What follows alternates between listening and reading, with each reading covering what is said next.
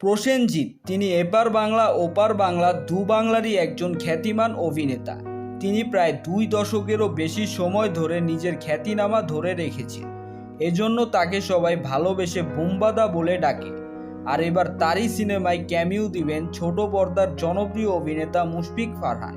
বিস্তারিত জানাচ্ছি তার আগে আপনি যদি আমার চ্যানেলে নতুন হয়ে থাকেন তাহলে চ্যানেলটি সাবস্ক্রাইব করে পাশেই থাকুন। ধন্যবাদ।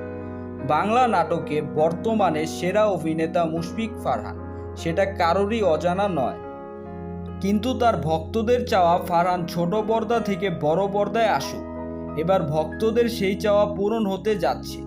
সম্প্রতি সময়ে ফারহানকে দেখা যায় ওপার বাংলার জনপ্রিয় লিজেন্ড নায়ক প্রসেনজিৎ চ্যাটার্জির সাথে। ঠিক অনেক দিন ধরেই শোনা যাচ্ছিল যে ফারহান বড় পর্দায় কাজ করতে যাচ্ছেন, কিন্তু এর আর কোনো আপডেট পাওয়া যাচ্ছিল না।